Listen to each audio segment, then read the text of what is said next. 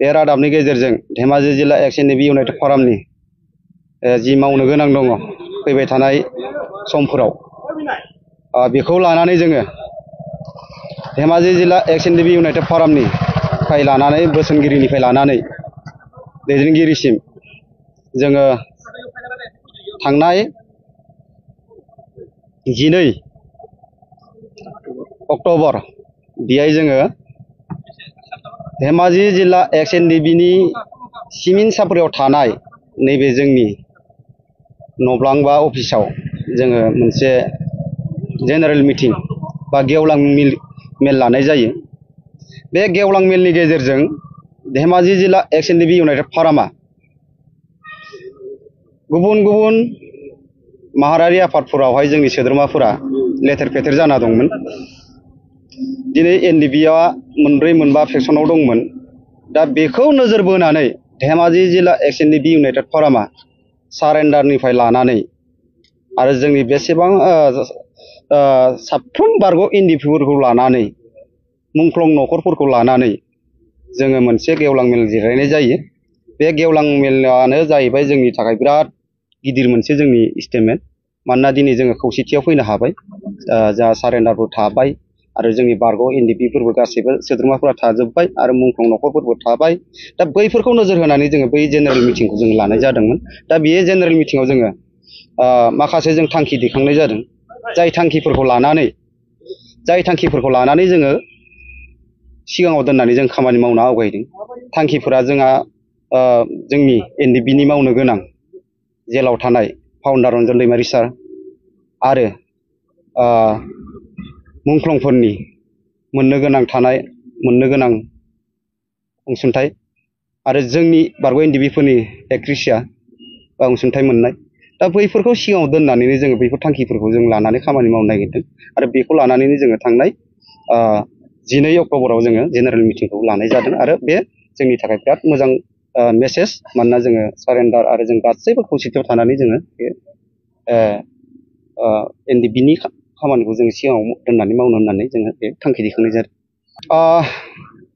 धेमाजि जिल्ला एक्स एन.ए.बि इउनाइटेड फरामनि आङो आफादगिरि महरै आङो नोंथांमोननि फोसावनायनि गेजेरजों आं बेखौ बुंनो लुबैयो बा बुंगोन। मानो होनबाथाय आङो मिथिनायाव आरो आं मिथिखायो धेमाजि जिल्लायावहाय जोंनि नैबे सिमेन्ट सापरि हालामावहाय खौसेथि बर' सुबुं आफाद इउ.बि.पि.अ बियो अलरेडि सानजा सोनाब दंखायो। बिथांमोना दखरा दंखायो सानजा सोनाब। दा बिनि गेजेरावबो आरो गामि गंसेयाव इउ.बि.पि.अ आफाद बियो खिन्थु रिसिभ जाथावना नङा। मानो होनोबाथाय मोनसे आफादावहाय दखरा थायो, दखरानि सिङाव आरो भिलेज आफाद थायो होननानै आंहा बे फोथायनाय गैया। जुदि मा मिनिंखौ लाना दादों आंहा बेखौ बुंनांगौ गैया। खिन्थु बे आफाद दानायनि बेलायावहाय खिन्थु उननि पर्यायाव माबा मोनसेफोर जायोबा रेसपन्सिबिलिटिया बिसोरनाव थागोन, बिसोरनि रेसपन्सिबिलिटि जागोन बियो। बेहाय खिन्थु आङो गामि आफाद दानाय बा बेखौ आङो आंनि बेक्ति फालनिफ्राय आङो मोजां नुहुरा। बेखौ आं डाइरेक्ट बुंगोन। मानोना दिनै जोङो दाख्लै जों 12 अक्ट'खालि जि जोङो थांखि आजावदों बे थांखियावनो जोङो दैखांखानाय दङ। जोंनि मेम्बारफोराहाय जोंनि एक्टिभ मेम्बारानो जा बोसोनगिरिफोरानो जा माखासे आफादफोराव हाबसोमनानै दङ। धेमाजि जिल्लानि जा बारग' एन.डि.बि सोद्रोमाफोरा बिथांमोनखौ थाबैनो जोङो लाबोफिननायनि बेबस्था लागोन आरो ओंखारबोआबा बिथांमोनखौ लिंहरनानै जोङो बेक्ति हिसाबै जोङो सावरायनाय जागोन। दा आउट अफ बिटिआरनि आङो बारग' एन.डि.बि हिसाबै आं थोंजों बुंगोन। मानोना बर'आ मोननै फांसनाव थाबाय, सि सिडिउल आरो नन सि सिडिउल। मानोना मोनसेया जाहैबाय बिटिआर, मोनसेया जाहैबाय BKWC। दा जोङो नन सि सिडिउलनि जोङो BKWCनि सोद्रोमा, आं सासे बारग' एन.डि.बिबाबो खिन्थु बेहाय जे जों सुक्तियाव जे जों दंफायोमोन एन.डि.बि हिसाबै, खिन्थु जों जे मान मर्यादा मोननांगौमोन खिन्थु दिनैसिमबो काउन्सिलनिफ्राय जोङो जेबो जोङो अनसुंथाइ मोननाय जायाखै आरो जोङो थांफैबो जोङो मोननायबो जाबावाखै। बे सिदा खोथा। आं थांनाय जिथुनाखि सिगनेटरिफोर बिथांमोना फेलार जादों। मा बुङो?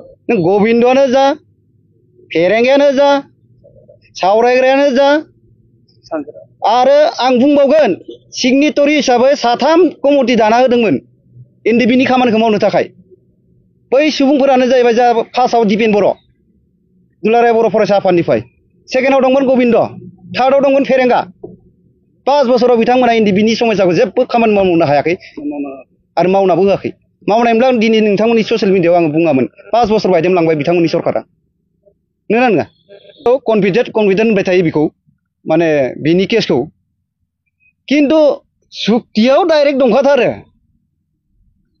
जिथुनाखि एकर्ड जाखांनायनि उनावहाय जेलाव थाफिननायनि कुनु फर्मुलायानो गैयामोन बियो डाइरेक्ट पलिटिकेल नोजोर नांदों बेहाय बेखायनो बिथाङा दिनै उदां अख्राङाव फैनो हायाखै आं आसा खालामदों धेमाजि जिल्लानि एक्स एनडिबि इउनाइटेड फरामनि जानानै आफादगिरि महरै एबारनि फैबाय थानाय 5 बोसोरनि जिथुनाखि गभर्नमेन्ट हाग्रामानि मानगोनां हाग्रामा सरकारनि दैदेननायाव निश्चय एनडिबिनि समस्या जोबगोन जेलाव थानाय मुंख्लंफोरनि आरो जोंनि एनडिबिनि सोद्रोमाफोरनि समस्या जोबगोन होननानै आंहा 100% फोथायनाय दङ दानि नैबे हाग्रामा महिलारि बिथांनि सरकाराव जों एक्स एनडिबि इउनाइटेड फराम हिसाबै अल आसाम होख्रावफिनगोन जोङो आन्दलन खालामफिनगोन जोङो बाध्यता होयो समा थिनब्ला जोङो गाबोननो होख्रावफिननोबो हागौ बे अबस्थायाव लागै दङ मुंख्लं दहायबो बुंदों 100% एबार हाग्रामा महिलारि सारनि दैदेननायाव एबार 5 बोसोर सरकार चान्स मोनदों निश्चय मावगोन आरो जों साननैसोनि गेजेरावनो जोङो सरकारा बिथांमोना फुल प्रेजेन्ट जाजोबोबा जों निश्चय मेसेज मोनगोन होननानै आंहा मोनसे